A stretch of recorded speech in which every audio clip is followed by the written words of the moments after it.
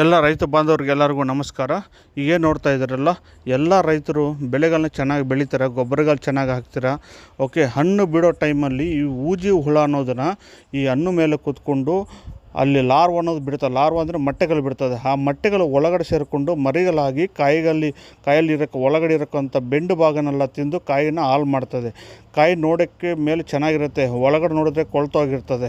ಓಕೆನಾ, ಅಲ್ಲಿ ಒಳಗಡೆ ಮೊಟ್ಟೆಗಳು ಬಿಡ್ತವೆ. ಮೊಟ್ಟೆಗಳು ಮರಿಯಾಗಿ ಕಾಯಿಗಳನ್ನ ಹಾಳು ಮಾಡ್ತದೆ. ಕಾಯಿ ನೋಡೋಕ್ಕೆ ಚೆನ್ನಾಗಿರುತ್ತೆ, ಒಳಗಡೆ ಕೊಳ್ತೋಗಿರ್ತದೆ.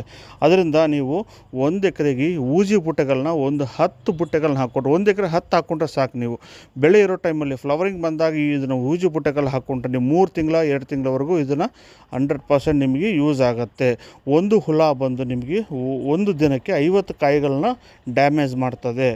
ನಿಮ್ಗೆ ಆವಾಗ ಗೊತ್ತಾಗಲ್ಲ, ಅದನ್ನು ಕಾಯಿ ಮೇಲೆ ಕೂತ್ಕೊಂಡು ಲಾರ್ವಾ ಬಿಡ್ತದೆ. ಓಕೆ, ಆ ಲಾರ್ವಾ ಅನ್ನೋದನ್ನು ಒಂದು 30-35 ದಿನಕ್ಕೆ ಡ್ಯಾಮೇಜ್ ಆಗುತ್ತೆ. ಆಮೇಲೆ ಸೋಲಾರ್ ಟ್ರಾಪ್ಗಳನ್ನ ಹಾಕ್ಕೊಳ್ಳಿ.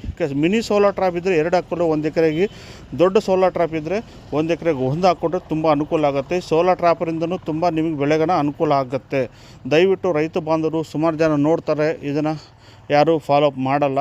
ದಯವಿಟ್ಟು ಇದನ್ನು ನೋಡಿಕೊಂಡು ಊಜಿ ಬುಟ್ಟೆಗಳನ್ನ ಸೋಲಾರ್ ಟ್ರಾಪ್ಗಳನ್ನ ಹಾಕ್ಕೊಂಡ್ರೆ ನಿಮ್ಮ ಬೆಳೆಗಳನ್ನ ಆರಾಮಾಗಿ ನೀವು ಕೈಗೆ ತೊಗೊತೀರ. ಇಲ್ಲಾಂದರೆ ನೀವು ಬೆಳೆದಿರೋಕ್ಕಂಥ ಬೆಳೆನ ನೀವೇ ಲಾಸ್ ಮಾಡ್ಕೊತೀರ. ದಯವಿಟ್ಟು ಗಮನಪಟ್ಟು ಕೇಳಿಸ್ಕೊಳ್ಳಿ.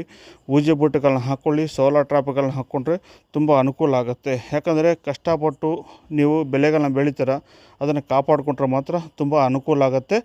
ಊಜಿ ಬುಟ್ಟೆಗಳನ್ನ ಹಾಕ್ಕೊಳ್ಳಿ, ಸೋಲಾರ್ ಟ್ರಾಪ್ಗಳನ್ನ ಹಾಕ್ಕೊಳ್ಳಿ, ನಿಮ್ಮ ಬೆಳೆನ ಆರಾಮಾಗಿ ನೀವು ತಗೋಬೋದು. ನಮಸ್ಕಾರ.